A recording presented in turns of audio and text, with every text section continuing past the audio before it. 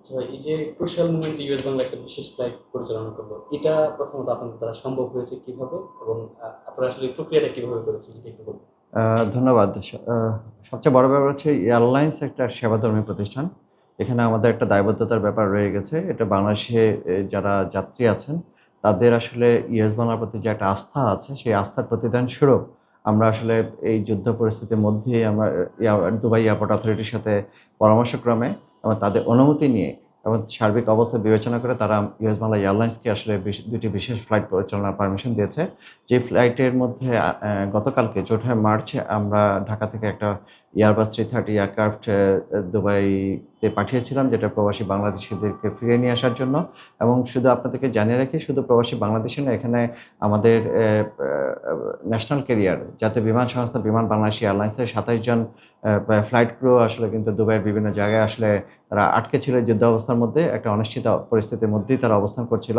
সে অনিশ্চিত পরিবেশটা থেকে তাদেরকে আসলে আমি বলব যে সহযোগী প্রতিষ্ঠান হিসাবে ইউএস বাংলা এয়ারলাইন্স তাদেরকে দেশের মাটিতে ফিরিয়ে নিয়ে আসছে। সবকিছু মিলে হচ্ছে আমি বলব যে সেটা আসলে বিশ্বাস, আস্থা এবং ইউএস বাংলা যাত্রীদের প্রতি, বাংলাদেশীদের প্রতি যে একটা ভালোবাসা, ভালো লাগার একটা ব্যাপার আছে, তারই প্রতিদান হিসেবে আমরা আসলে এই ফ্লাইটটা পরিচালনা করার জন্য উদ্যোগ নিয়েছিলাম। আচ্ছা, আমরা বিমানবন্দরে দেখলাম অনেকে অনেক অনেকদিন পর দেশে আসতে পেরেছে, এবং এই যুদ্ধ অবস্থায় তারা দেশে ফিরতে পেরে আপ্লুত। এই বিষয়টাকে আসলে যাত্রীদের প্রতি আপনাদের কি কি বলার না। আছে বা দায়বদ্ধতা আছে ওই কিনা যে বলেন। আমি সেটাই বললাম যে আমরা তো একটা দায়বদ্ধতার জায়গা থেকে আসলে আমরা ব্যবসাও পরিচালনা করি। এখানে বিভিন্ন ধরনের ব্যবসায়ী আছে। কিন্তু এয়ারলাইন্স ব্যবসাটা আসলে অনেকটা আসলে সেবাধর্মী একটা প্রতিষ্ঠান। সেই প্রতিষ্ঠানটা যখন এই ধরনের কোনো অনিশ্চিত একটা অবস্থা, যুদ্ধ অবস্থা কিংবা কোভিডের মতো একটা নেগেটিভ অবস্থা বিরাজ করে, তখন যদি এয়ারলাইন্সগুলো যদি আসলে যাত্রীদের পাশে না দাঁড়ায়, তাহলে আমি বলব যে একটা তাদেরকে উদ্ধার করা কিংবা সেই পরিস্থিতি থেকে বের হয়ে আসা কোনো উপায় থাকে না।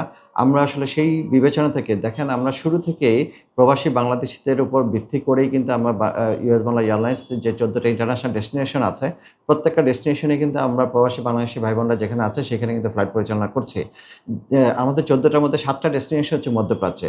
তা আমাদের সেই মধ্যপ্রাচ্যের যাত্রীদের পাশে থাকাটা, এটা আমাদের হচ্ছে এটা নীতি নৈতিকতা এবং দায়বদ্ধতার একটা থেকেই আমরা আ আ এই অবস্থার মধ্যে আমি বলব যে এটা কঠিন একটা অবস্থার মধ্যেই আমরা কিন্তু সিদ্ধান্ত নিয়ে তাদেরকে উদ্ধার বলি কিংবা আটকে থাকা বলি, তাদেরকে ফিরিয়ে নিয়ে আসার চেষ্টা করেছি এবং তাদের পরিবার-পরিজনের সাথে অ্যা মিলিয়ে দেওয়ার জন্য। এবং শুধু এটাও না, সামনে একটা ঈদ আছে আমাদের, ঈদুল ফিতর। সেই ঈদুল ফিতরে পবিত্র ঈদ করার জন্য আসলে আমরা একটা ব্যবস্থা করে দিয়েছি। আচ্ছা ভাই, সবশেষে একটা প্রশ্ন, সেটা হচ্ছে এখনো ১৮০ প্লাস সামথিং ফ্লাইট বাতিল হয়েছে। পরবর্তীতে আপনাদের ইউএস বাংলা এয়ারলাইন্সের আরো নতুন কোনো বিশেষ ফ্লাইট বা আপনাদের কোনো পরিকল্পনা আছে? আমরা আসলে বিভিন্ন অথরিটি গুলোর সাথে যোগাযোগ করছি। লাইক দুবাই যেমন আমাদেরকে বিশেষ ফ্লাইট পরিচালনা করার পারমিশন দিয়েছে ২ টা। আমরা ভবিষ্যতে আরো কিছু ফ্লাইট জন্য পারমিশন আমরা আবেদন করব। সাথে আবুধাবি এবং শারজাহ, সেখানে আসলে আমাদের বিশেষ ফ্লাইট পরিচালনা করার অনুমতি আমরা চাচ্ছি। কারণ প্রত্যেকটা মধ্যপ্রাচ্যের যে গন্তব্যগুলো আছে, বিশেষ করে সংযুক্ত আরব আমিরাতে যেসব গন্তব্যগুলো আছে, প্রত্যেকটা গন্তব্যে আসলে বাংলাদেশী প্রবাসীরা অবস্থান করছে।